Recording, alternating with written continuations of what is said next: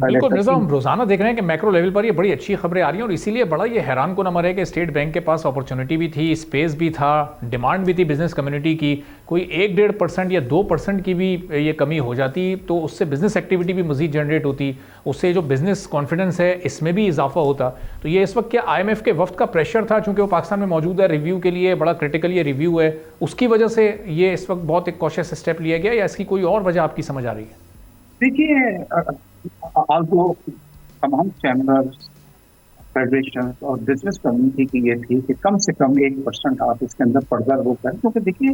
ہمیشہ انٹرسٹ ہوتا ہے، رسپونڈ کرتا ہے آپ کے انفلیشن کے ساتھ. جب حکومت یہ دعوے کر رہی ہے کہ انفلیشن کو ہم سنگل ڈیجٹ کے پر 4%، 3%، کبھی 2% کی آوازیں آتی ہیں اس پہ لے آئے ہیں، تو پھر کوئی سینس نہیں بن رہا کہ ابھی تک آپ 12% کے. دیکھیے پاکستان نے جب بھی ترقی کی ہے، ہماری ایکسپورٹ میں اضافہ ہوا ہے اور پاکستان نے ہائیسٹ GDP حاصل کی ہے، اس وقت یہ کہ جب ہمارا انٹرسٹ ریٹ سنگل ڈیجٹ کا آگے. تو بڑی امید تھی، مگر ایک چیز میں آپ سے ایگری نہیں کروں گا کہ IMF پریشر نہیں ہے، نہ حکومت کا پریشر ہے، کیونکہ انڈیپینڈنٹ بالکل اس وقت اٹانومس ہمارا ادارہ ہے اسٹیٹ بینک، اور وہ کسی کے نہ حکومت کی سنتا ہے نہ IMF کی سنتا ہے. تو گورنر نے شاید یہ بہتر سمجھا اس وقت کے پریکاشنری میجرز لیں.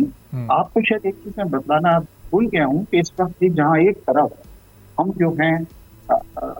ہم نے اپنی انٹرسٹ ریٹ کو کم کیا ہے اور ہمارے ریونیو میں تھوڑا سا ½ ٹریلین ہوا ہے، ہم کئی ٹریلین کا انٹرسٹ ریٹ کم ہو گیا ہے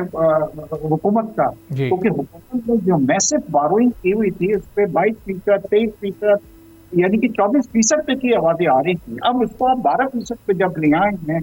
تو ٹریلینس کے اندر ہم نے اپنا سیو کیا ہے. اور یہی وجہ ہے کہ اگر ایک جگہ ہمارا تھوڑا سا ریونیو کے اندر شارٹ فال آیا ہے تو اس کو ہم پورا کر لیں گے اخراجات کے ساتھ، کیونکہ اخراجات پہلے ہمارے بہت زیادہ ہو رہے تھے. انفارم جب ہم حکومت جو تھی، جو بوروئنگ اس نے کی ہوئی تھی بینکوں کے اندر، اس کے اندر اس کو 22 اور 24% دیا جا رہا تھا.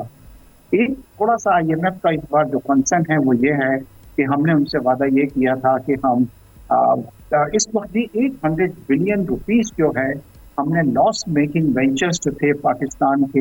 وہ ادارے جو لاس کر رہے ہیں اس کو ہم نے سبسیڈائز کیا ہے. اور IMF سے ہم نے یہ وعدہ کیا تھا کہ ہم ان کی پرائیویٹائزیشن جو ہے بہت جلدی شروع کریں گے، مگر somehow آپ نے دیکھا جو PIA کے ساتھ ہوا وہ نہیں ہو سکا، اور PIA ہو گیا، اور دوسری اس طرح کی بہت ساری ہماری انڈسٹریز ہیں، اسٹیل مل بھی اس کے اندر شامل ہے کہ جو بالکل سب کر رہا ہے جی پاکستان کے بلینس آف روپیز. مگر اس بار ہم نے IMF کی ٹیم کو جو ہے وہ یہ یقین دہانی کرائی ہے کہ انشاءاللہ آپ دیکھیں گے کہ ہر مہینے اب آنے والے وقتوں میں ایک نہ ایک ہمارا ادارہ جو ہے وہ پرائیویٹائز ہوگا، اور انشاءاللہ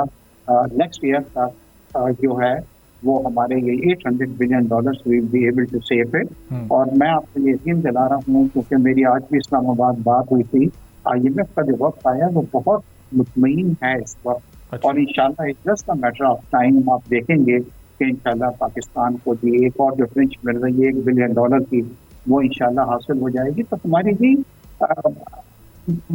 اچھی جا رہی ہے جی معیشت. اس وقت ہم خطرات سے نکل گئے ہیں، جو یہ خطرات ہم پہ منڈلا رہے تھے. اور اس کے اندر میں یہاں پہ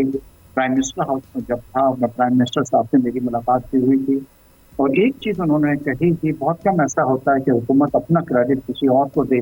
انہوں نے آرمی چیف کی بھی تعریف کی، اور انہوں نے کہا کہ جس طرح برے وقت میں وہ چل کے گئے، وہ UAE گئے، وہ قطر گئے، وہ گئے اور سعودی عرب گئے، اور رول اوور کرانے میں جی ان کا بہت بڑا رول ہے. تو بڑی اچھی چیز ہے کہ جی ہم سبسکرائب کریں اور بیل دبائیں تاکہ کوئی خبر رہ نہ جائے.